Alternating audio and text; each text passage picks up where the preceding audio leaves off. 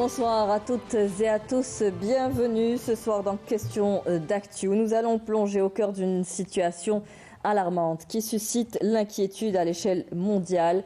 La population de Gaza fait face à une famine délibérée. Plus de 20 enfants sont morts de faim ces derniers jours selon l'OMS.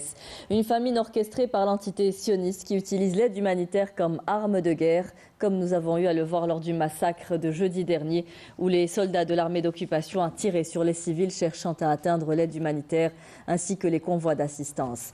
Les négociations pour instaurer une trêve ou d'aboutir à un cessez-le-feu en prévision du mois de Ramadan se déroulent toujours, mais jusqu'à présent, aucun progrès significatif n'a été enregistré. Hier, le Conseil des ministres des Affaires étrangères des pays membres de l'Organisation de la coopération islamique, l'OCI, a pris une résolution appelant un cessez-le-feu immédiat et inconditionnel dans la bande de Gaza, tout en exigeant la fin des agressions sionistes dans l'ensemble des territoires palestiniens occupés. Le ministre des Affaires étrangères et de la communauté nationale à l'étranger, Ahmed Attaf, a quant à lui lancé un appel pressant, soulignant la nécessité d'actions concrètes à tous les niveaux pour accroître la pression sur l'occupation sioniste. La guerre à Gaza pourrait conduire par ailleurs à une conflagration beaucoup plus large, met en garde l'ONU. Décryptage ce soir de ces derniers événements avec nos invités. Sur ce plateau, nous avons le plaisir d'accueillir Kamel Mensari. Bonsoir. Bonsoir. Vous êtes notre consultant sur les questions internationales et directeur de publication du journal Le Jeune Indépendant. Nous avons également avec nous depuis Paris Monsieur Alain Corvez. Bonsoir.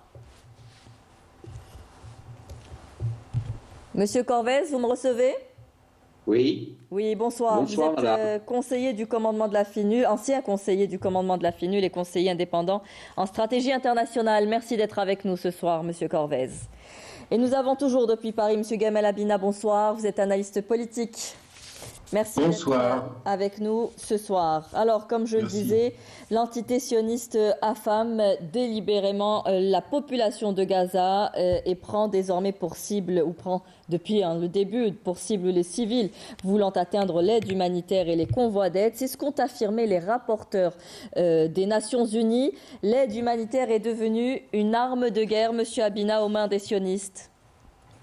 Tout à fait, on est absolument en train d'être confronté à un massacre de masse, on l'a compris, avec des risques génocidaires, c'est acté, mais surtout on s'est rendu compte, et je l'avais dit à de nombreuses reprises sur d'autres places et d'autres médias, que l'entité sioniste actuellement est en train de faire un siège de type moyenâgeux. Ce que je veux dire par là, c'est que simplement, quand on prenait d'assaut un château fort, qui donc était entouré d'armées ennemies, on les attaquait évidemment, on les bombardait, mais surtout, on empêchait la rentrée de denrées alimentaires, d'eau et de nourriture et de vivres. Donc ça, c'est une méthode qui était moyenâgeuse, qui était barbare évidemment, puisqu'on était dans une époque où la guerre était totale. Entre-temps, il y a eu des règles et des droits de la guerre, et surtout, on se rend bien compte que l'entité sioniste, qui est une entité occupante, qui a donc une responsabilité non pas pour affamer un peuple, mais pour garantir effectivement que ce peuple puisse vivre avec un minimum de conditions acceptables pour l'ONU, eh bien cette entité a décidé de les assiéger, de les affamer, de les exterminer dans la mesure où, s'ils ne quittent pas Gaza, l'objectif affirmé, affiché, évident de la déportation de masse des Palestiniens, s'ils ne quittent pas Gaza, ils finiront soit par mourir sous les bombes, soit par mourir de faim ou de maladie. Donc on est arrivé à un système extrêmement violent où évidemment ces barbares ne s'arrêteront pas là. Je ne leur retire pas leur humanité, ce sont des barbares. Eux disent que les Palestiniens sont les animaux humains, moi je dis qu'eux sont des barbares humains. Et donc en l'occurrence aujourd'hui, effectivement, le risque réel, et ça a été dit par le docteur Oberlin par exemple, de famine est acté. Il y a de plus en plus de cas effectivement d'enfants qui sont malnutris, une malnutrition qui est massive, et on a eu le retour de médecins qu'on a reçus à la radio récemment qui ont témoigné, qui ont expliqué que les maladies bénignes finissent par être mortelles parce qu'il n'y a même plus de médicaments. C'est-à-dire qu'aujourd'hui on a un siège barbare qui s'exerce contre une population civile, 2 400 000 personnes qui sont prises en otage par un État barbare et génocidaire, et comme le disait très bien la Cour internationale de justice, il y a des risques génocidaires actés qui risquent sans doute plus tard malheureusement d'être vérifiés, puisque les racistes qui dirigent cet État aujourd'hui n'ont absolument pas le sens de l'humanité. Ils se croient être le peuple de la lumière et prétendent que les arabo-musulmans, donc la civilisation qui a fait briller le monde, seraient le peuple d'obscurité. Vous imaginez que les termes sont extrêmement dangereux, douteux, et rappellent étrangement les termes qu'on utilisait durant la Seconde Guerre mondiale de la part des nazis. Oui, merci. Et puis nous avons reçu sur notre plateau Monsieur Raphaël Pitti, qui était un des médecins qui est parti à Gaza et qui nous a partagé l'horreur de ce qu'il a vécu sur place. Alors Monsieur Corvès, les enfants qui commencent à mourir de faim, cela ne devrait pas être une alarme comme les autres, a déclaré le porte-parole du Bureau des Nations Unies pour la coordination des affaires humanitaires. Je rappelle qu'un enfant de moins de 2 ans sur 6 souffre de malnutrition aiguë dans le nord de la bande de Gaza, selon l'OMS, qui décrit une situation particulièrement grave. Nous avons atteint une échelle d'horreur encore plus, alors que nous nous attendions à ce que cela baisse en intensité, mais l'horreur avance encore plus. C'est voulu d'atteindre ce niveau d'horreur. Je ne trouve pas de synonyme à ce terme-là. Oui, vous avez raison, mais votre correspondant précédent a fort bien décrit la situation, donc je ne vais pas la décrire à nouveau, mais on est dans une situation... Mais en temps de guerre, il y a des règles, généralement. Mais là, on bafoue non seulement les règles, mais la dignité humaine, c'est la déshumanisation du peuple razaoui. Oui, tout à fait. Il n'y a aucune règle. On voit bien que le gouvernement de M. Netanyahou et ses ministres, d'ailleurs, ne se cachent pas. Ils font même des déclarations qui devraient les conduire directement en prison parce qu'ils reconnaissent eux-mêmes les actes horribles qu'ils commettent. Absolument. Et ils disent qu'ils n'ont pas l'intention d'arrêter. Donc, si vous voulez, la description qui a été faite de ces horreurs et des souffrances du peuple palestinien est tout à fait exacte. Et moi, ce qui m'interroge beaucoup, c'est pourquoi est-ce qu'il n'y a pas une réaction plus forte de la part de ce qu'on appelle la communauté internationale, c'est-à-dire les autres pays du monde, parce que on voit bien que l'Europe n'a pas coupé ses liens avec l'État d'Israël. Elle continue à faire des déclarations hypocrites sur la souffrance des Palestiniens, mais en même temps demander un arrêt des hostilités, mais en même temps elle ne fait rien de concret pour y parvenir. Et je dénonce aussi la position des monarchies de la péninsule arabique qui, pour le moment, n'ont pas coupé leurs relations avec Israël. Ouais. Donc il y a comme l'impression que le monde laisse faire en attendant un dénouement horrible, mais sans empêcher justement ces horreurs de se produire sur le terrain. Et je pense que les États-Unis ont on pourra revenir là-dessus, mais je pense que les États-Unis ont une responsabilité directe dans ces massacres, puisque ces massacres et puis le fait d'affamer la population comme c'est fait. Mais on est peut-être à un tournant dans la position des États-Unis qui, vu le basculement de l'opinion publique mondiale, non pas des gouvernements, mais de l'opinion publique, enfin beaucoup de gouvernements quand même, mais de l'opinion publique, est peut-être en train de changer sa façon de voir les choses, parce qu'elle se dit que maintenant, ça n'est plus dans l'intérêt des États-Unis de continuer ces horreurs. Oui, alors c'est vrai, il y a cette inaction du monde face à cette horreur que nous vivons aujourd'hui. Il y a des appels à un cessez-le-feu. On va parler de Kamala Harris tout à l'heure, la vice-présidente des États-Unis peut-être, Joe Biden également. Est-ce que c'est des déclarations électoralistes ou pas? On les décryptera bien sûr. Mais est-ce qu'aujourd'hui, c'est entre leurs mains si on veut appeler un cessez-le-feu et on n'a qu'à faire un embargo sur les armes? Vous ne pouvez pas demander d'un pays comme les États-Unis, qui a été le premier à soutenir Israël, à apporter son appui militaire et politique et interdire toutes sortes de solutions pour le règlement justement de... Ils leur font gagner du temps là avec ce genre d'appel sans action concrète. Là, il faudrait rappeler que nous sommes dans une stratégie qui a été initiée depuis le départ par les Israéliens, donc le gouvernement sioniste. Donc nous sommes, lorsqu'on a entendu les déclarations d'Itamar Ben-Gvir, nous allons renvoyer les Palestiniens vers l'âge de pierre. On n'est pas au Moyen-Âge, encore plus loin. Donc on les envoie à l'âge de pierre, c'est-à-dire on va raser Gaza, on va chasser la population. Ils ont tout détruit. Mais donc c'est une stratégie qui a commencé le 8 octobre depuis ce jour-là, nous sommes en train de voir continuellement, en dépit des appels et des actions qu'on essaye, des manifestations partout dans le monde, le premier pays qui est en train de bloquer toute solution politique ou militaire à la question, c'est les États-Unis à travers le veto. Donc nous sommes face à une puissance appuyée aussi par 27 pays européens, comme aussi on a l'impression qu'il y a une coalition, une alliance de circonstances judéo-chrétiennes sur le plan politique. Bien évidemment, il y a certainement l'appui, le dénonciation qui est par les opinions publiques en Occident. Ça continue depuis le 10 octobre. Nous sommes en train de voir qu'il y a un décalage, une rupture entre la voix populaire et l'opinion publique, c'est-à-dire et les dirigeants. Donc, nous sommes face à cette réalité. Ça se concrétise à travers les votes, parce qu'on l'a vu que, par exemple, aux États-Unis, il y a eu des votes blancs, justement. Oui, c'est-à-dire contre Joe Biden. Est-ce que c'est ce qui explique l'appel au cessez-le-feu aujourd'hui? Il ne faut pas oublier qu'il y a une forte communauté arabo-musulmane qui existe et ou bien tous ceux qui sont contre.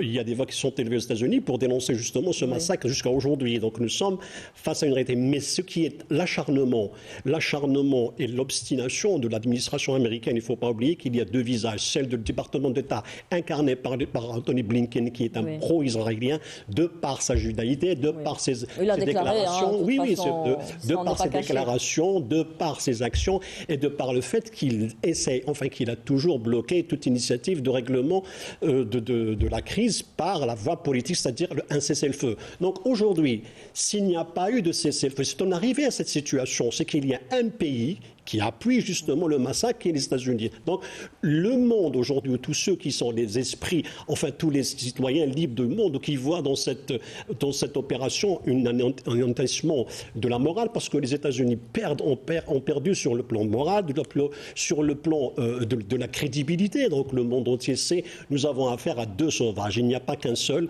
Il y a les Israéliens, il y a le pouvoir israélien sioniste, il y a aussi son mentor, ou ses appuis qui sont les États-Unis.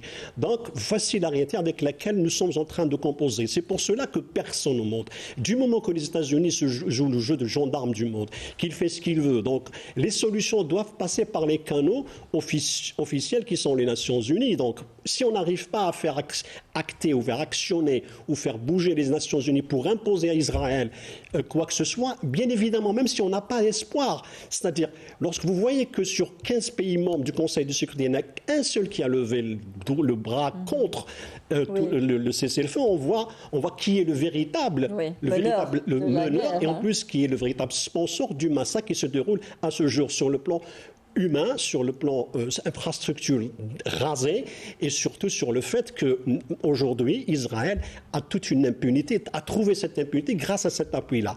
Donc forcément, nous sommes dans une situation tout à fait inédite dans l'histoire, un peuple enclavé depuis 15 ans, il est sous embargo, sous blocus depuis 15 ans, et en même temps, il subit aujourd'hui un massacre inouï. Mais il ne faut pas oublier aussi qu'il y a ceux qui en portent aussi la responsabilité. Donc, si on parle sur le plan humanitaire, il y a des pays comme l'Égypte qui auraient dû, parce que le 8 octobre, les Égyptiens ont fermé le passage de Rafah, ils ont interdit toute entrée, tout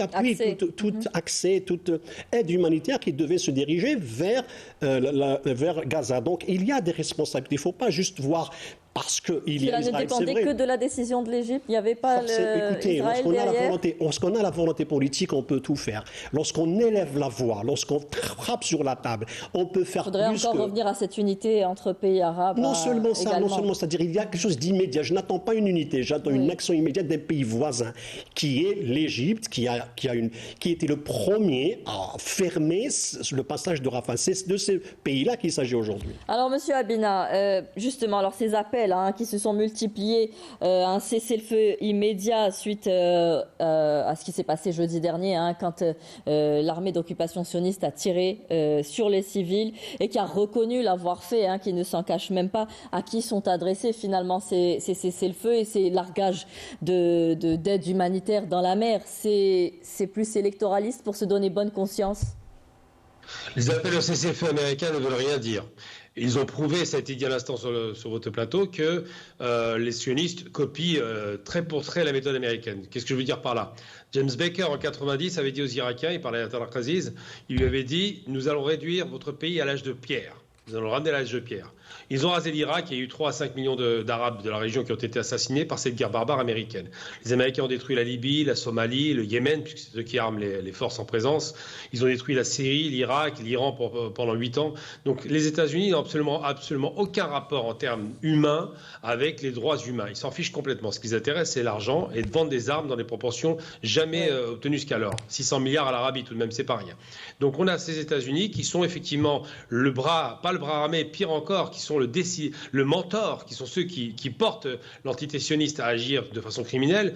Et en 93, lorsque James Baker, le même James Baker, dit à Shamir, vous allez négocier, vous n'allez même pas discuter, on ne s'intéresse pas à votre avis, vous ferez ce qu'on vous dit, sinon on vous coupe les vivres, et bien Shamir va à la table de négociation avec Arafat.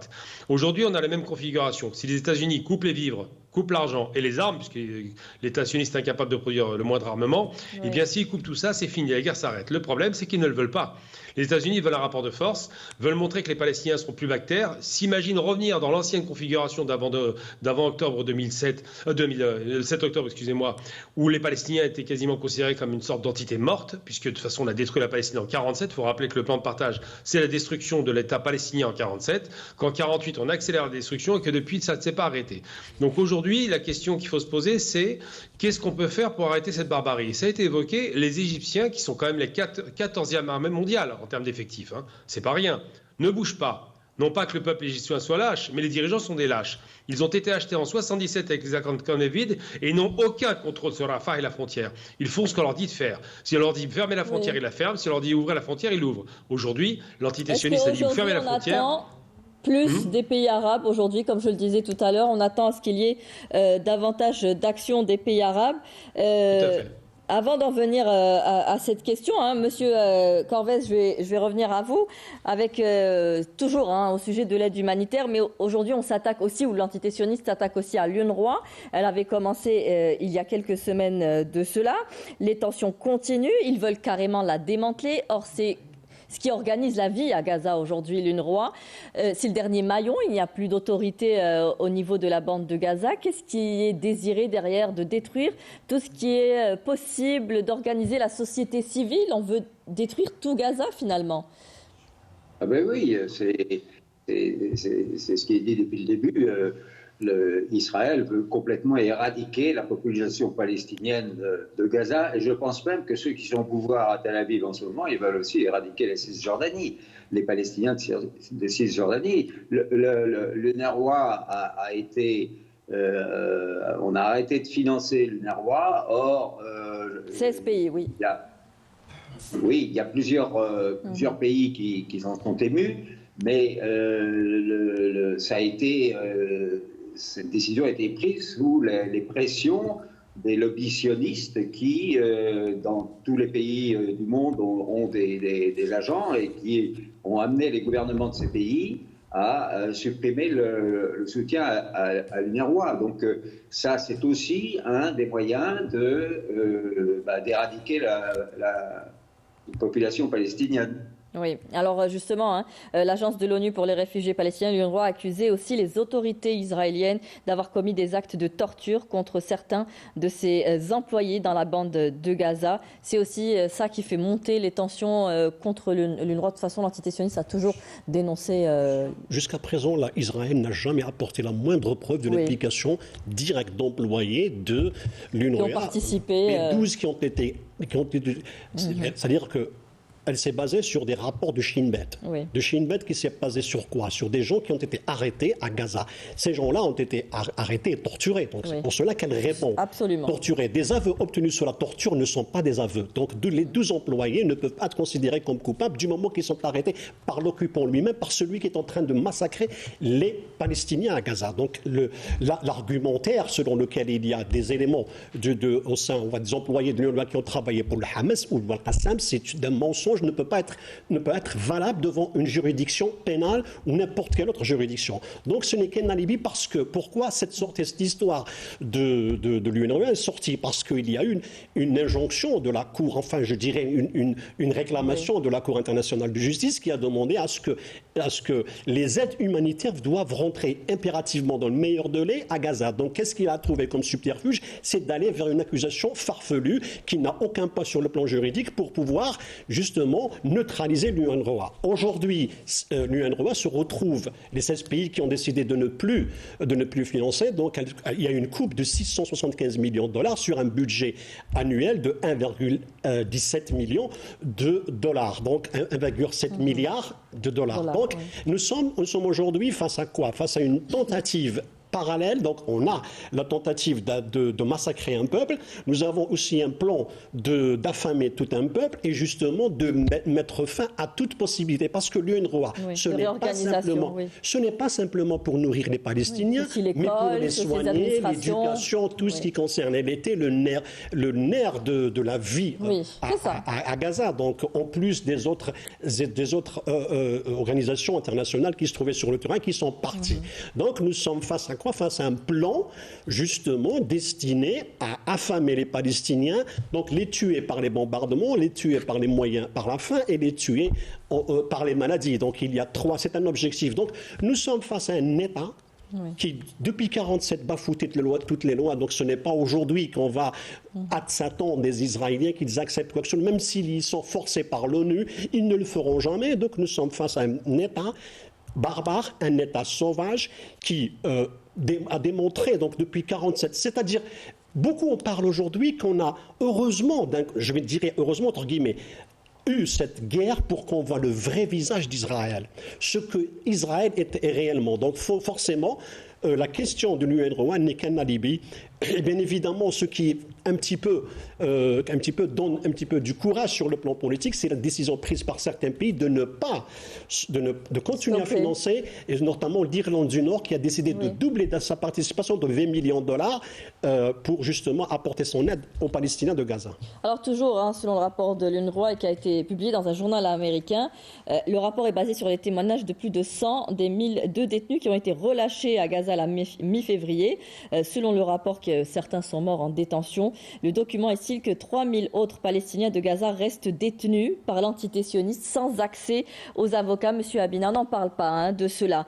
On ne voit pas réellement ce qui se passe sur le terrain et de toutes les exactions commises par l'entité sioniste.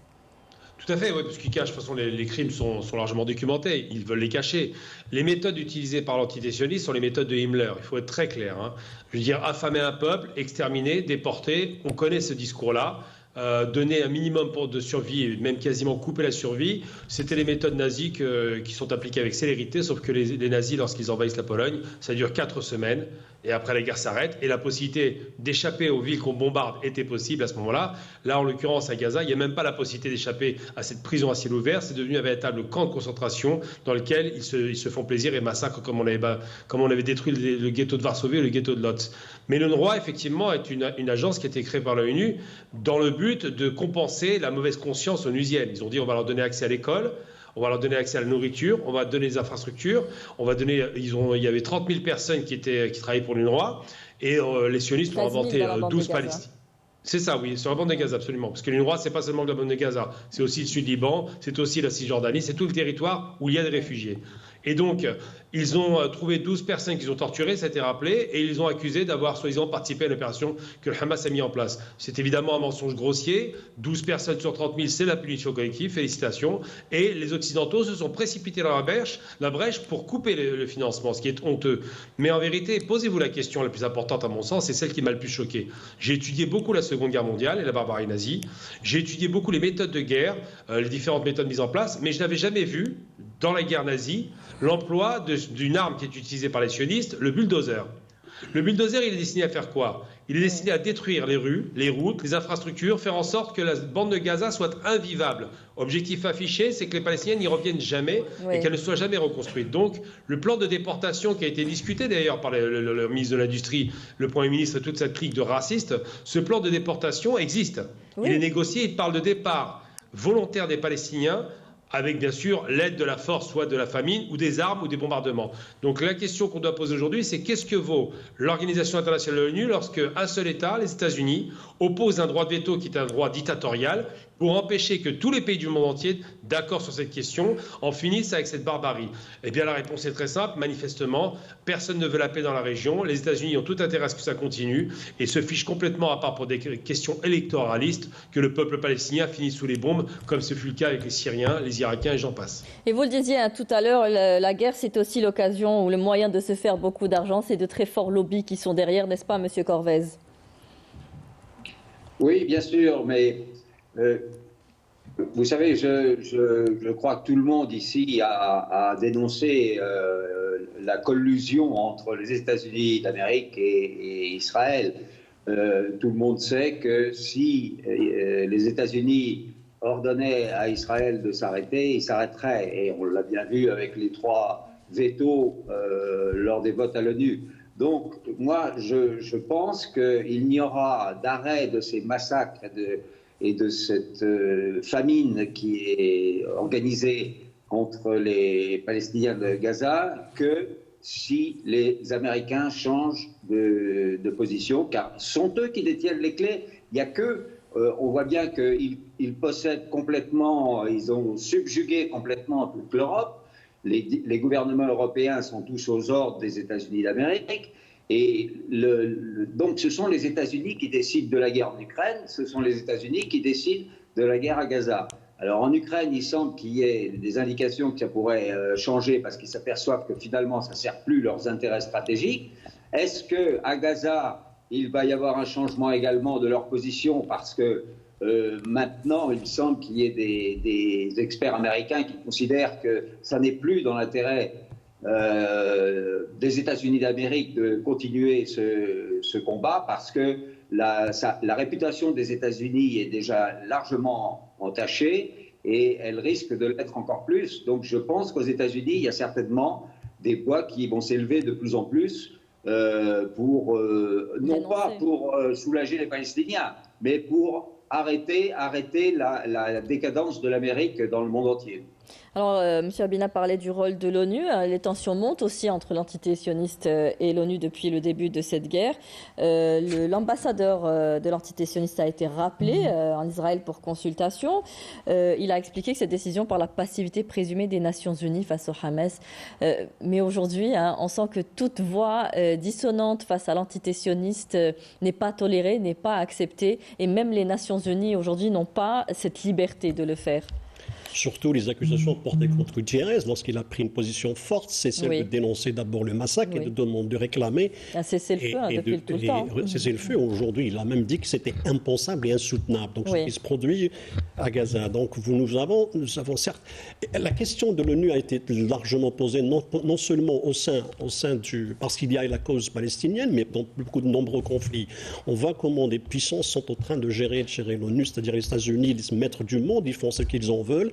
Et dictent leurs lois, imposent leurs dictats, notamment en ce qui concerne la dénonciation, par exemple, de la Russie, lorsqu'il s'agissait de l'Ukraine, s'agissant de l'Ukraine. Et aujourd'hui, on voit comment Hamas est devenu, alors que les Palestiniens posent un problème de colonisation. C'est un pays colonisé depuis 1947. Il y a eu des résolutions qui, justement, consacrent le fait que les Palestiniens ont droit à un État, droit à un territoire. Certes, aujourd'hui, ce territoire n'existe plus. Pour qu'il puisse devenir possible de créer un État, ça devient presque une chimère face à la réalité du terrain, face aux violations israéliennes, les occupations. On voit qu'aujourd'hui, 3500 logements vont être construits dans une colonie en Cisjordanie. Donc l'ONU n'a pas, enfin, si dans les États-Unis, si elle le conteste d'une manière tout à fait, disons-le, vraiment calme, et pour ne pas justement, pour ne pas contrarier son allié stratégique qui au Proche-Orient, qui est Israël. Donc nous sommes aujourd'hui face quoi? Lorsqu'on voit au sein des Nations Unies que la question palestinienne, qui depuis 1947, en dépit de toutes les résolutions, il y a eu 61 vétos et plus de 57 refus israélien d'appliquer les résolutions de l'ONU. Donc, c'est vrai qu'on se pose la question à quoi elle sert, mais elle reste pour le moment le seul endroit où on peut, d'une manière ou d'une autre, faire entendre sa voix. Aujourd'hui, le Conseil de sécurité est en train d'isoler les États-Unis. Oui. C'est pour cela que j'ai dit au début que les États-Unis sont en train de perdre leur autorité morale, oui. leur crédibilité, et deviennent eux-mêmes le vrai problème. Comme l'avait dit Derwish, la peste, c'est les États-Unis, et les États-Unis sont la peste. Voilà, vous voyez aujourd'hui cette maxime se concrétise sur le terrain. C'est pour cela qu'aujourd'hui, parce qu'on est tous étonnés comment Israël, elle arrive à tout faire, à massacrer à tour de bras, impunément, sans qu'on la gêne, parce qu'il y a cette puissance. Et lorsqu'il y a eu les Houthis au Yémen ont essayé, enfin sont en train de soutenir les Palestiniens, qu'est-ce qu'il y a? Au lieu d'aller négocier pour essayer de calmer le jeu et mettre fin à cette guerre, ils sont en train d'embraser la région, oui. Que ce soit au Yémen ou bien en Irak ou en Syrie, où il y a eu des opérations contre l'armée américaine parce qu'elle appuie Israël du moment que c'est elle le véritable problème et non pas Israël. Israël n'est que un bras armé des États-Unis dans la région, mais la véritable cible, le véritable problème, c'est les États-Unis. Ce n'est pas moi qui le dis, ce sont des sondages effectués aux États-Unis où aujourd'hui 67% des Américains, selon le sondage Gallup, pensent qu'Israël doit disparaître parmi les jeunes, notamment de 18 à 24 ans. Oui. Alors, les colons sionistes sont aussi un obstacle majeur à une solution au conflit israélo-palestinien Gamal Abina. Aujourd'hui, cette guerre aussi les arrange, puisqu'on voit ce qui se passe également en Cisjordanie, où des familles palestiniennes sont sorties de force de leur domicile, sont tuées aussi. On a plus le regard braqué sur la bande de Gaza, mais ça s'embrase également en Cisjordanie. Il y a plus de 400 morts, mais la différence entre la Cisjordanie et Gaza, c'est que c'est tenu par ce qu'on appelle une autorité palestinienne, donc c'est pas le gouvernement, et qu'ils ont tenté de composer avec l'entité sioniste. Alors évidemment, c'est plus facile de tuer des gens qui n'ont pas d'armes, parce qu'à Gaza, au moins, il y a des armes pour se défendre, un minima. En Cisjordanie, il n'y a personne. Par contre, je ne crois pas que le problème soit les colons. Les colons sont juste des agents troubles, des excités, qui, lorsqu'on les force à dégager, ça a été le cas en 2006, lorsqu'ils ont évacué Gaza en 2005, on les a virés du Sinaï aussi de la même façon. Ça pose aucun problème pour un État de dégager des voyous. La problématique qui se pose, c'est qui sont les voyous? Ce sont ceux qui dirigent, c'est ceux qui installent les colons, c'est ceux qui planifient effectivement le nettoyage ethnique, parce qu'il faut parler de nettoyage ethnique. À partir du moment où vous faites de l'épuration ethnique, vous dégagez une population de son territoire, et rappelons à chaque fois, c'est important, on ne l'entend pas assez, les Palestiniens sont chez eux. J'ai eu maille à partir récemment avec un sioniste, je lui ai posé la question, il n'a pas voulu répondre. Parce qu'effectivement, ils sont chez eux et qu'ils ont du mal à accepter cela. Eh bien, les colons ne sont pas un problème. La problématique aujourd'hui, c'est qui finance qui fait quoi et quel est l'intérêt supérieur, c'est les États-Unis. Les antisémites pensent qu'Israël contrôle le monde, ce qui est totalement faux. Ils pensent qu'ils ont un pouvoir avec des lobbies qui seraient surpuissants, ce qui est faux aussi. Les lobbies ne sont là que pour influencer. Le vrai problème, c'est ceux qui ont créé Israël, que sont la France, l'Angleterre et le soutien absolu aujourd'hui, les États-Unis. Comme par hasard, on retrouve contre les Houthis les Anglais et les Américains. Donc ça dit des choses. Mais aujourd'hui, la question qui doit se poser, c'est comment sortir de ce conflit horrible par le haut. Alors évidemment, les sionistes se croient forts et s'imaginent être surpuissants. En vérité, ils savent très bien que leur faiblesse a été le premier jour où leur système de sécurité a été complètement incapable de faire face à une attaque massive, et surtout, ou sur toutes les frontières, que ce soit le Hezbollah au sud Liban, que ce soit les Houthis qui ont réussi à envoyer des missiles quand même à Eilat, que ce soit les Irakiens ou les Syriens qui veulent libérer leur territoire de la colonisation des forces américaines, toutes ces forces-là ont compris que la problématique, c'est un Occident agressif qui a envoyé un porte-avions qu'on appelle l'État sioniste, donc Israël. Il l'a envoyé sur place pour contrôler la région. Donc les Moyen-Orientaux ont très bien compris la problématique. Et ce qui se joue maintenant, c'est pas de savoir si les Palestiniens vont gagner ou perdre. On n'en est plus là. Ce qui se joue, c'est de savoir si les États félons qui ont signé les accords d'Abraham vont revenir sur ces accords de la honte. Et ça, c'est un enjeu qui est considérable dans un monde qui est revenu à la guerre froide, il faut le rappeler. Alors, Alors pour rester avec la question des colons avec vous, Alain Corvès, des dizaines de colons sous protection des soldats de l'armée d'occupation sioniste ont pris d'assaut aujourd'hui les cours de la mosquée d'Al-Aqsa dans la ville sainte d'Al-Quds occupée, ce qu'a rapporté l'agence de presse palestinienne. Des témoins oculaires ont dit que des dizaines de colons ont effectué des actes de provocation. Ces actes visent finalement à quoi? À judaïser la ville d'Al-Quds, à imposer une nouvelle réalité, changer l'identité culturelle de la ville sainte. Après la bande de Gaza, on s'attaque... Et les colons ont fait leur attaque, ont investi les cours d'Al-Aqsa avec le soutien de l'armée israélienne qui les protégeait. Bien sûr. Mais ça part de la même idéologie qui est d'éradiquer complètement la population palestinienne de toute la Palestine, oui. Pas seulement de Gaza, mais également en Cisjordanie, et en particulier, ils veulent reprendre Al-Aqsa et construire leur temple à la place. Il y en a qui l'ont déclaré. Donc, les colons, la plupart du temps, ces colons d'ailleurs, ce sont des gens immigrés très récemment. Donc, lorsque ces gens-là devront partir, moi je crois fondamentalement à la victoire de la Palestine, de la résistance palestinienne, avec énormément de souffrance, c'est sûr, mais je vous dis, je pense que les États-Unis vont être obligés de basculer, de même qu'ils vont être obligés de basculer en Ukraine, je pense que c'est imminent. Et donc, si les États-Unis basculent, parce que vos correspondants l'ont très bien dit, ce sont eux qui justifient Israël et son attitude. Israël ne pourra jamais se permettre ce qu'il fait s'il n'avait pas le soutien américain. Donc le jour où les États-Unis ont basculé, eh bien, il faudra... Moi, je ne crois plus à une solution à deux États, parce que j'imagine mal comment on pourrait tracer une frontière entre un État palestinien et un État israélien. Avec une cohabitation entre les deux, c'est absolument impossible après ce qui s'est passé. Donc je pense que la solution finale, c'est pas pour demain, mais à l'avenir, on va sûrement passer par une solution intermédiaire de deux États avec un autre gouvernement que celui-ci.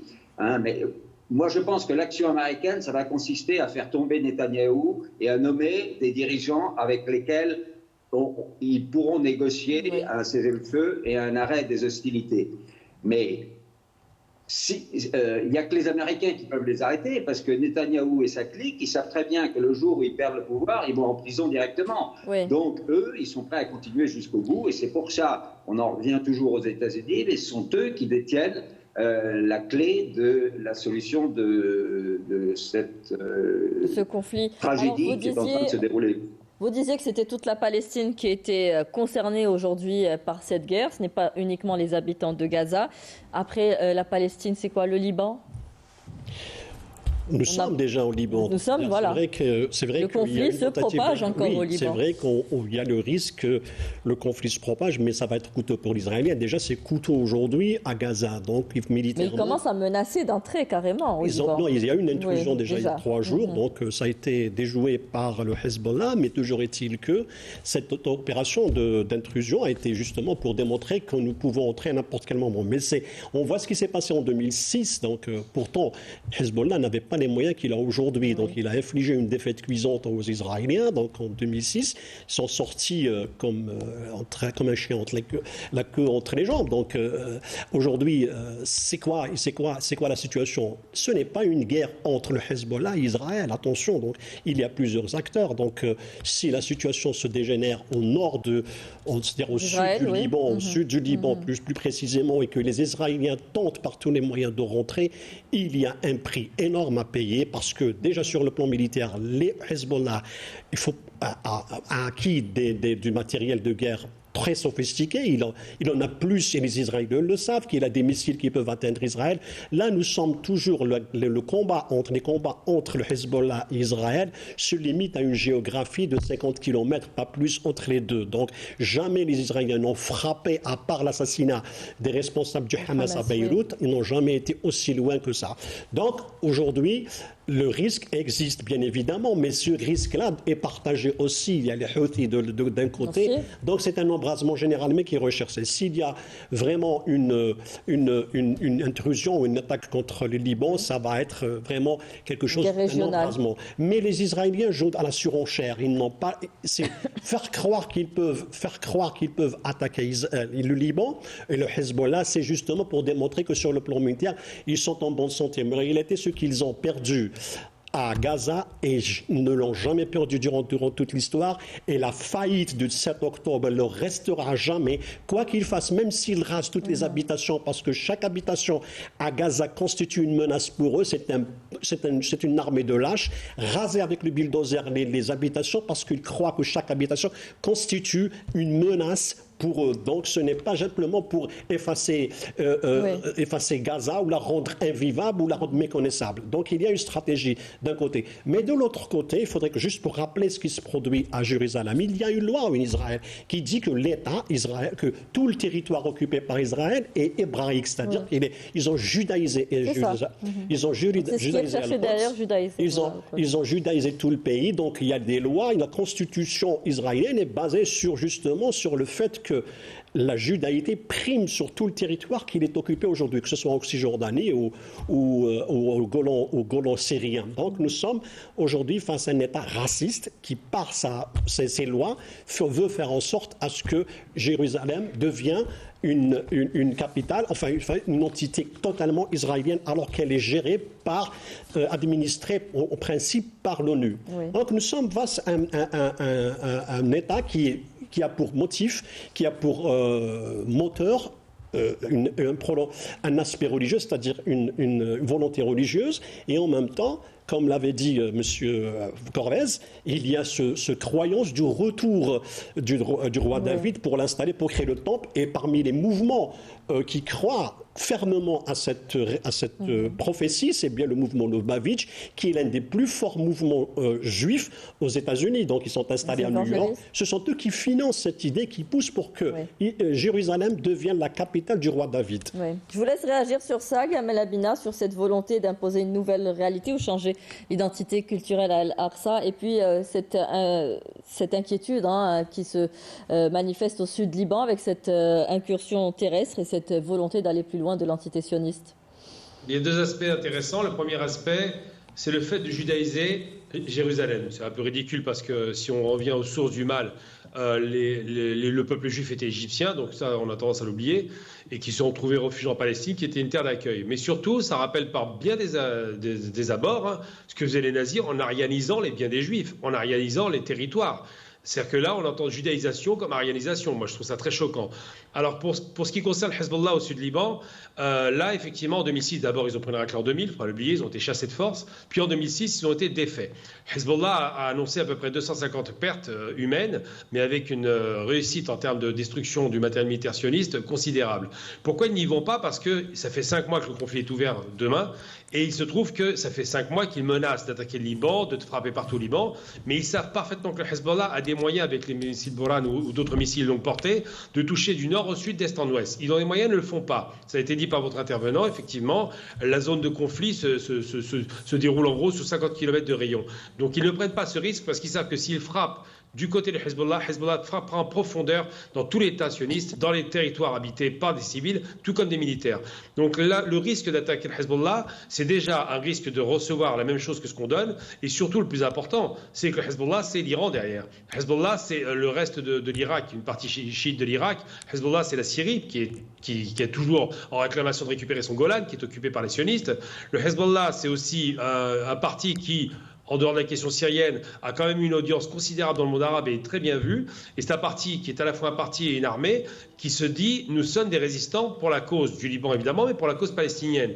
Ils ont pris fait et cause pour les Palestiniens, ont attaqué le lendemain du conflit, le 8, et depuis, on tiré plus de 400, je crois, missiles moyenne portée, ont attaqué la plupart des centres de commandement et surtout des centres de surveillance et des systèmes de défense antiaériens. Donc le Hezbollah a démontré qu'il avait des tirs de précision qui n'ont rien à voir avec les capacités du Hamas. Hamas envoie il ne faut jamais oublier que c'est des roquettes artisanales, on n'est pas sur du haut de gamme.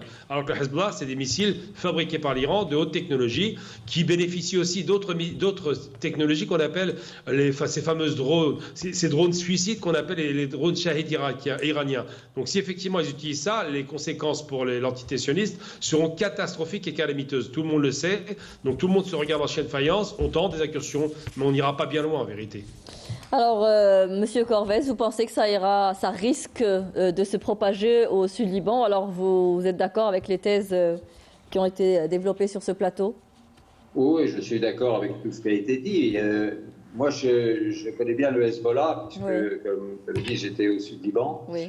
Le Hezbollah, aujourd'hui, est 10 fois ou 100 fois plus puissant qu'il ne l'était en 2006.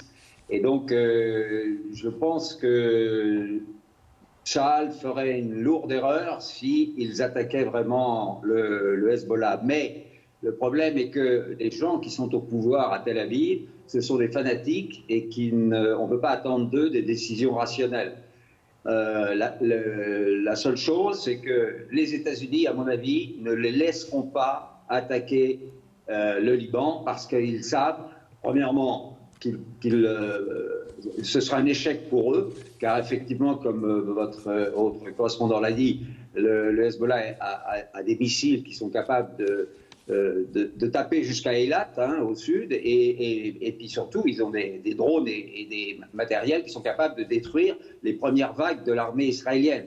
Et par ailleurs, le Hezbollah a déjà détruit nombre de matériels électroniques de surveillance de la frontière avec le Liban.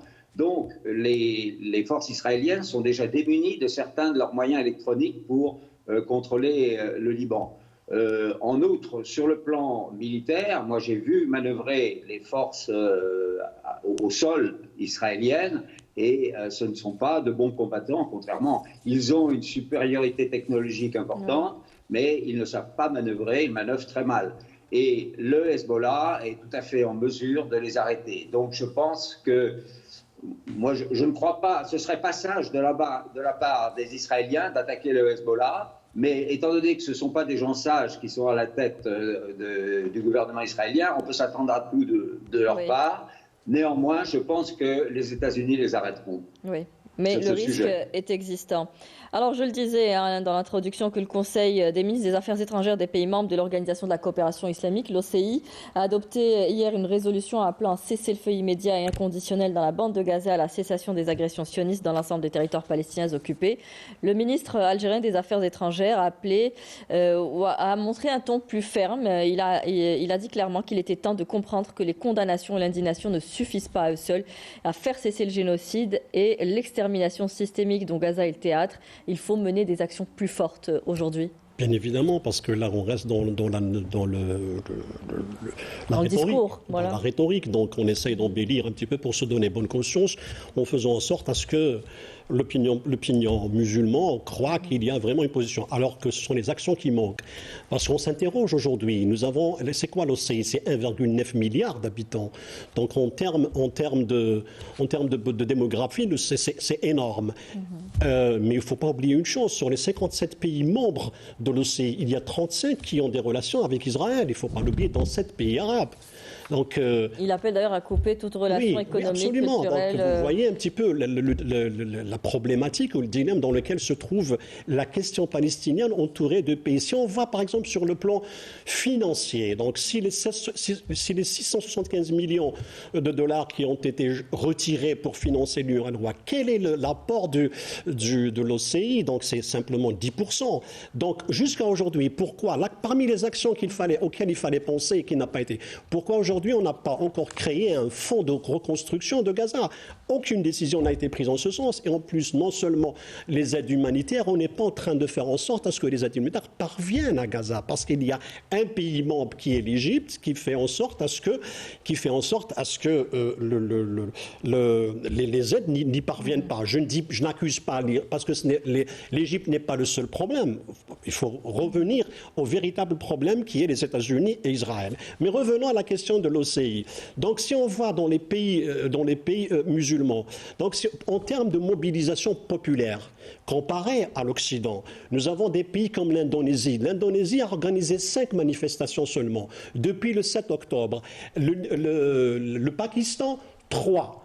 des pays comme le Nigeria, 3. Donc en termes de mobilisation populaire, nous voyons que 89% des manifestations se sont déroulées en Occident et non pas dans les pays musulmans. Donc franchement, et là on se pose la question, si 1,9 milliard de population qui représente vraiment une démographie très forte. Là, aujourd'hui, cette population-là ne s'exprime pas sur le plan populaire pour justement faire pression sur les gouvernements pour qu'elle arrive à ce que la Palestine trouve écho auprès des autorités et en même temps qu'il y ait des actions concrètes telles que réclamées par l'Algérie. C'est pour cela qu'aujourd'hui, l'OCI, pour certains, semble une coquille vide.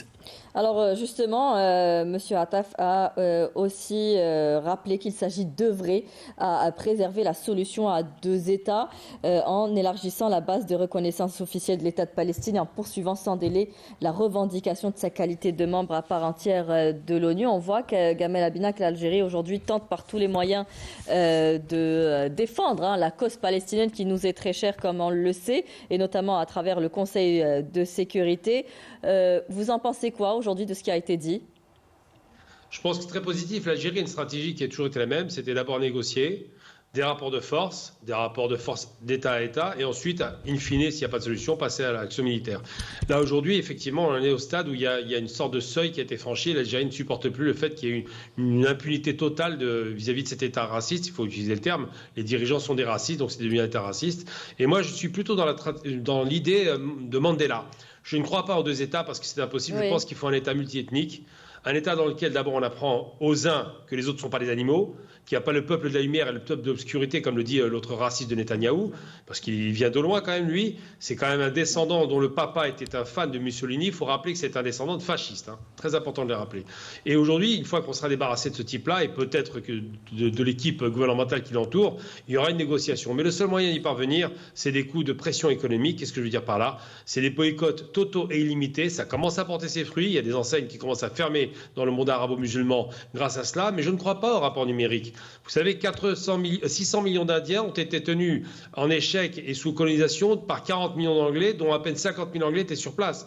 La question, ce n'est pas le nombre. La question qui compte, sauf pour les boycotts évidemment, ce qui compte, c'est le poids industriel, militaire et politique. Et l'OCI ne pèse que pas grand-chose. S'il y avait la Chine dedans, on aurait un poids prépondérant, mais on a l'Indonésie qui n'est pas très développée finalement, on a le Nigeria qui est en cours de développement, on a l'Iran qui commence à sortir, enfin c'est que des pays qui sont en passe. Mais toute action serait bonne à prendre aujourd'hui, toute action forte, en tout cas pour donner le signal qui est attendu. Il nous reste que 5 minutes pour clore cette émission. On va venir à ces cessez-le-feu qu'on attend tous avant le mois de Ramadan. Les discussions pour une trêve à Gaza entre le Hamas et l'entité sioniste se poursuivent ou se sont poursuivies sans aucune avancée particulière. Qu'est-ce qui bloque aujourd'hui ? D'abord, il y a les conditions posées par les Israéliens, de l'autre, les conditions déposées par Hamas. D'abord, les Israéliens veulent quoi ? Veulent une trêve de 40 jours, endossée aussi par les États-Unis, contre un échange de prisonniers, c'est-à-dire 10 Palestiniens contre un otage israélien. Donc, on revient à la case départ. Il n'y a rien. Par contre, ils maintiennent leur présence militaire sur le terrain, ils vont contrôler toutes les aides humanitaires. Donc, c'est ça les conditions qui sont posées. De l'autre côté, les Palestiniens, que réclament-ils ?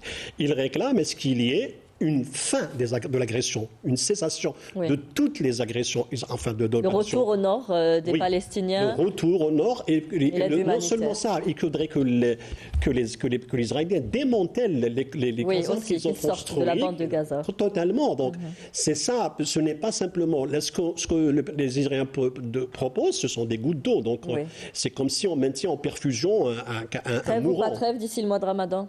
Ça sera difficile d'en parler. Le Ramadan. Tant qu'ils menacent une incursion à Rafah. Non, c'est déjà l'incursion liée, donc ils n'ont lâché aucun endroit. Voilà. Donc franchement, donc aujourd'hui, qu'est-ce qu'on peut s'attendre ? Qu'est-ce qu'il y aura changé d'ici le Ramadan ? Ce n'est qu'un spectre, ce n'est qu'une tête de chapitre qui ne signifie rien dire. Dire voilà, d'ici le Ramadan, on va. Non, mais les Palestiniens ne demandent pas une trêve au Ramadan. Ils demandent à ce que l'armée israélienne quitte totalement leur territoire et qu'ils reprennent en main leur devenir au sein d'un territoire qui est le leur. Monsieur Corvez, un dernier mot avant de quitter cette émission. Vous pensez que d'ici le mois de Ramadan, d'ici la semaine prochaine, il pourrait y avoir une entente ou un cessez-le-feu ? Il n'y aura pas de cessez-le-feu sur les bases qui viennent d'être expliquées, que je connais, que tout le monde connaît. Le Hamas ne peut pas accepter ça, mais les Israéliens d'aujourd'hui, qui sont au pouvoir, ne l'accepteront pas non plus. Mais moi, je pense, en prenant un peu de recul, que c'est un problème mondial, parce que le monde entier observe ce qui se passe actuellement, et c'est pour ça que le seul espoir que j'ai, c'est que les États-Unis se trouvent obligés de dire à Israël, bon, tu t'arrêtes parce que maintenant, ça dessert mes intérêts. Et je pense qu'on s'approche de ce moment-là. Et alors après, il y aura des étapes intermédiaires, comme je l'ai dit, un nouveau gouvernement avec un type comme Lapid ou je ne sais pas qui sera plus malléable pour pouvoir négocier. Mais la fin du problème, c'est un seul État, comme l'a dit votre correspondant, un seul État avec bien entendu des garanties de sécurité pour toutes les communautés qui ont des droits justifiés d'être présents sur le territoire de la Palestine. Merci. Gamel Abina, en quelques mots pour terminer, s'il vous plaît, sur cette possibilité ou pas d'un cessez-le-feu d'ici la semaine prochaine.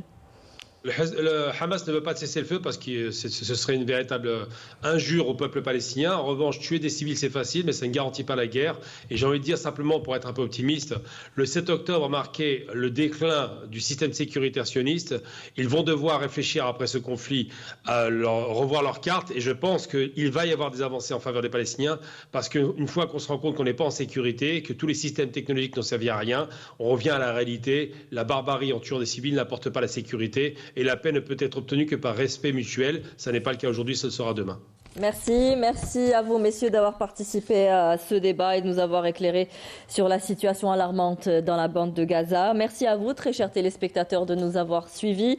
Merci aussi à toute l'équipe qui est derrière cette émission. Hassan Chakour qui est aux commandes à la réalisation, Halim Yaïch, le rédacteur en chef central de l'émission, Amina Bouchalfa, la script bien sûr, et toute l'équipe de la Régie 2. Merci à vous, très bonne fin de soirée sur Canal Algérie, au revoir.